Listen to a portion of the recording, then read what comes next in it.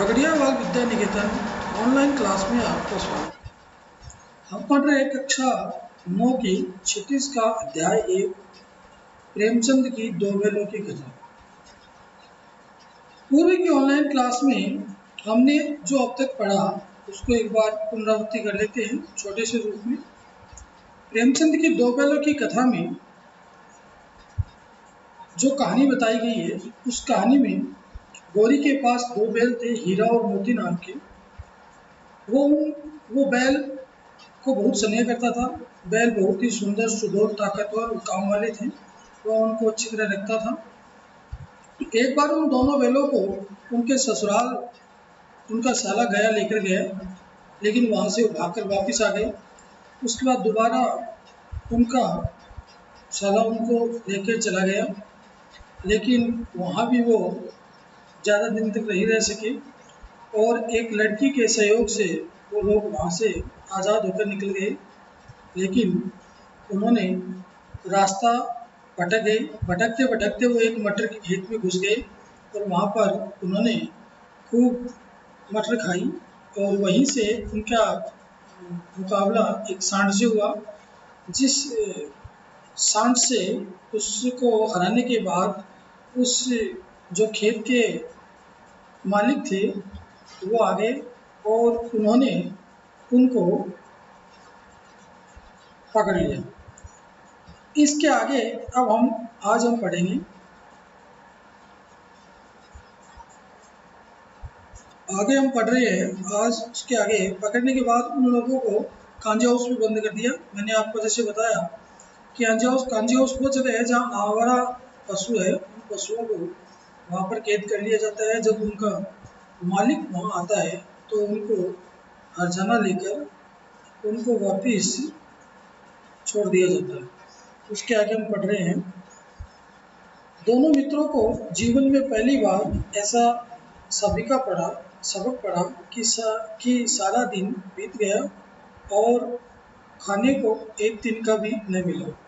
समझ में न आता था ये कैसा स्वामी है, इससे तो गया फिर भी अच्छा था। यहाँ कई भैंसें थी, कई बकरियाँ, कई घोड़े, कई गधे, पर किसी के सामने चारा नहीं था। सब जमीन पर मुर्दों की तरह पड़े थे। कई तो इतने कमजोर हो गए थे कि खड़े भी न हो सकते। सारा दिन दोनों मित्र फाटक की ओर टकटकी लगाए ताकते रहे, पर कोई चारा लेकर आता न दिखाई दिया। तब दोनों ने दीवार की नमकीन मिट्टी चाटनी शुरू की, पर इससे क्या तृप्ति। यहाँ इस पैराग्राफ में मैं आपको समझाता हूँ कि दोनों बैल हीरा और मोती कांजी हाउस में बंद है और कांजी हाउस में का वर्णन वो कर रहे हैं कि वहाँ बहुत सारी बैल, बकरियाँ, घोड़े, कई जो लावारिस पशु थे वो थे और उनको खाना पीना समय पर नहीं दिया जा रहा था। इसी का वर्णन वो कर रहे थे। और जब उन दोनों को भी खाना नहीं मिला तो उन्होंने दीवार की नमकीन मिट्टी चाटनी शुरू कर अपनी भूख को शांत किया। रात को भी जब कुछ भोजन नहीं मिला तो हीरा के दिल में विद्रोह की ज्वाला दहक उठी। मोती से बोला, अब तो नहीं रहा जाता मोती। मोती ने सिर लटकाए हुए जवाब दिया, मुझे तो मालूम होता है प्राण निकल रहे हैं। इतनी जल्द हिम्मत न हारो भाई, यहाँ से भागने का कोई उपाय निकालना चाहिए।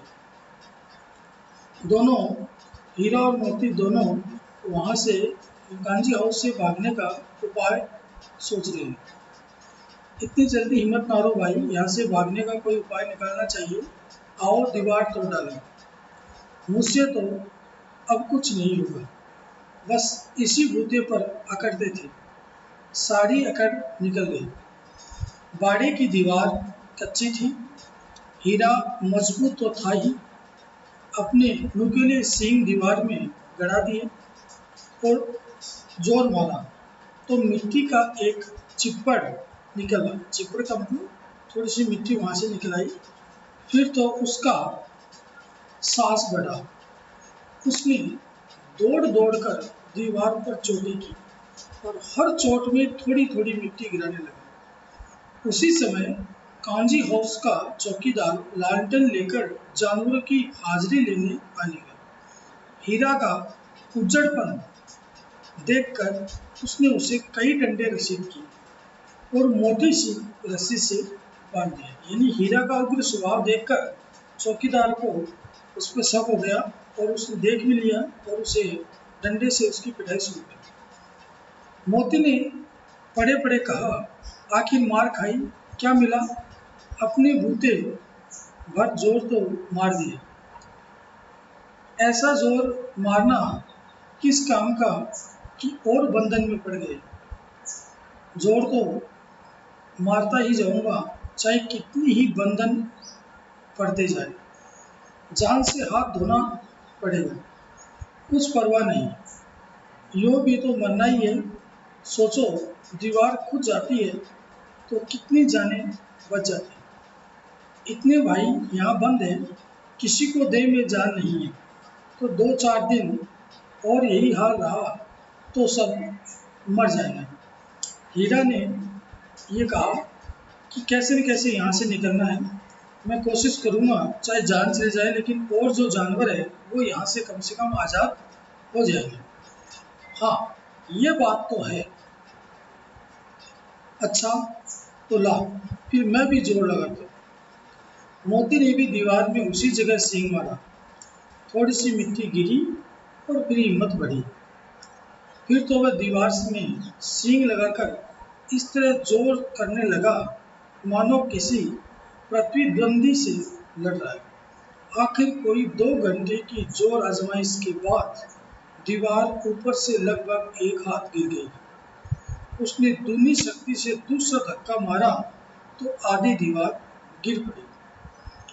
दीवार का गिरना था कि अधमरे से पड़े हुए सभी जानवर चेत उठे।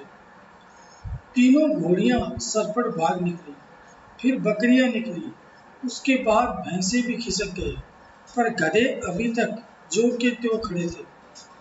हीरा ने पूछा, तुम दोनों क्यों नहीं भाग जाते? एक गधे ने कहा, जो कहीं फिर पकड़ लिए जाए तो क्या हर्ज है, अभी तो भागने का अवसर है। हमें तो डर लगता है कि हम यहीं पड़े रहेंगे।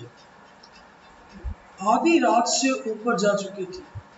दोनों गधे अभी तक खड़े सोच रहे थे कि भागे या न भागे, और मोती अपने मित्र की रस्सी तोड़ने में लगा हुआ था। जब वह हार गया तो हीरा ने कहा, तुम जाओ, मुझे यहीं पड़ा रहने दो, शायद यही भेंट हो जाए।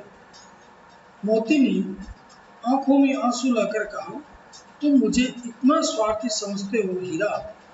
हम और तुम इतने दिनों एक साथ रहे हैं, आज तुम विपत्ति में पड़ गए तो मैं तुम्हें छोड़कर अलग हो जाऊं।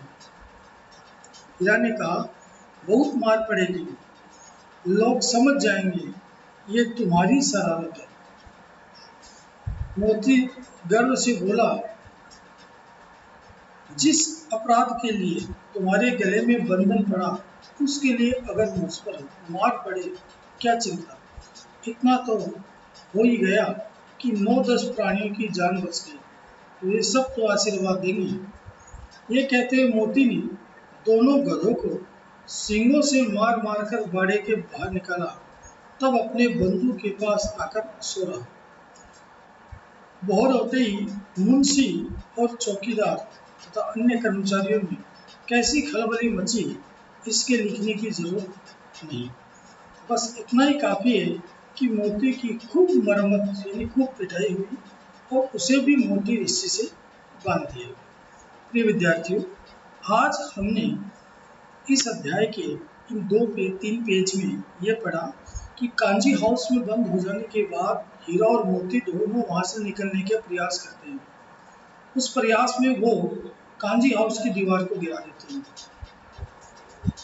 वहाँ जो और जानवर थे वो सब वहाँ से भाग जाते हैं, लेकिन एक मित्र की रस्सी बंधी होने के कारण दूसरा मित्र भी वहाँ से उसे छोड़कर विपत्ति के समय जाना नहीं चाहता, ताकि सभी जानवर वहाँ से भाग गए और वो आकर वापस अपने दोस्त के पास बैठ जाता है। सुबह चौकीदार और कर्मचारी आते हैं और हीरा और मोती दोनों की खूब पिटाई करते हैं। इसके आगे का अध्याय का वर्णन हम अगली ऑनलाइन क्लास में करेंगे। तब तक के लिए धन्यवाद।